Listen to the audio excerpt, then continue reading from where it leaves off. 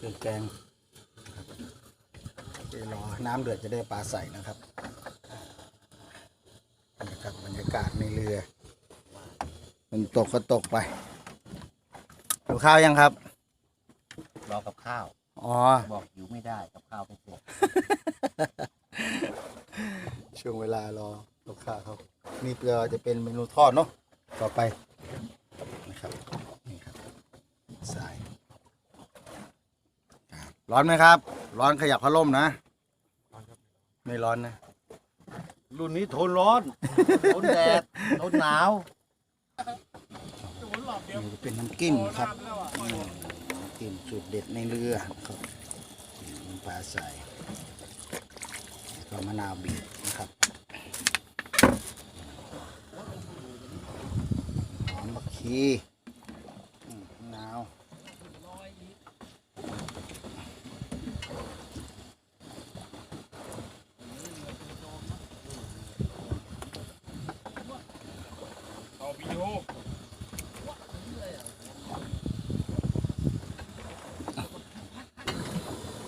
เดือดแล้วครับปลา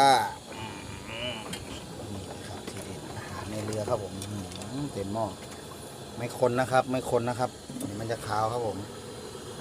ขอให้น้ำเดือดนะครับนี่มะนาวเรา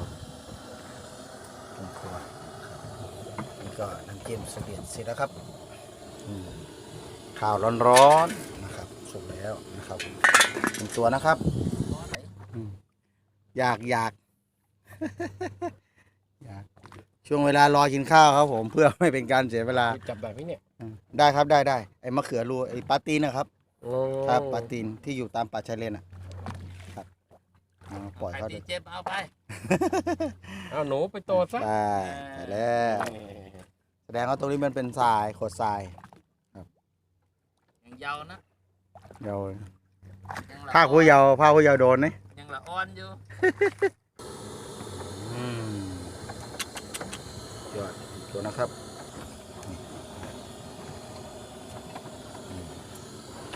นี่เลยครับ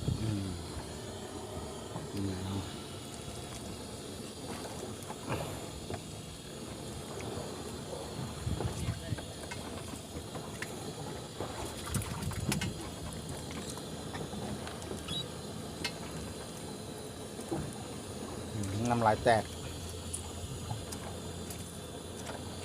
ครับเด้อมาเด้อ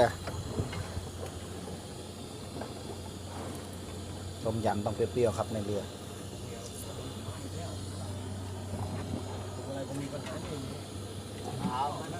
มันหัดขับเรียนฝาก่อนแล้วเดี๋ยวก็หัดขับเรียนท้าย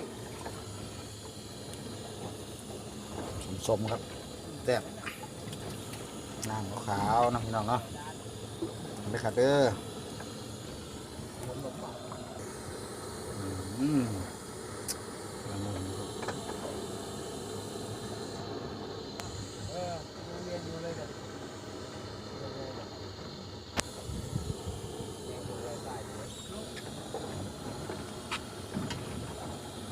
ขั้นตอนสุดท้ายครับผม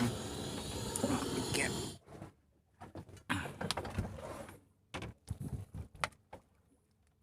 ไปข้าวกันครับพอดีเลยผมอยู่ที่ตะวันตกรับรองครับน้ำกิ้มเป็นไงมั่งผมไม่ได้ชิมนะใส่แบบไหนเอาใส่เลยขอการันตีหน่อยเป็นไงครับข้าวสุกไหมครับสุกนะนิ่มดีครับกำลังดีเลยมาจากจันทบุรีครับผมมากินข้าวที่เรือนะครับเปลี่ยนรสชาติเดือนหงายมั้งเนี่ยเดือนหงายครับเดือนหงายสว่างจ้าเลยนะครับมากินข้าวด้วยกันครับผมครับวันนี้แหละครับบรรยากาศกินข้าวในเรือโอ้สุดยอดนะครับ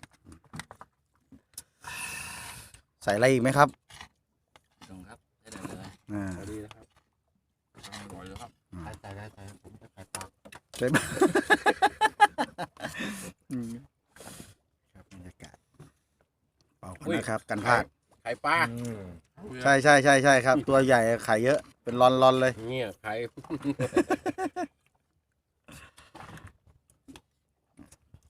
เอากระเพราอ่ะ ครับผมกินข้าวด้วยกันนะครับครับผม ตักคนนี้ เราติดตามชมในคลิปนะครับ ครับผมขอบคุณครับ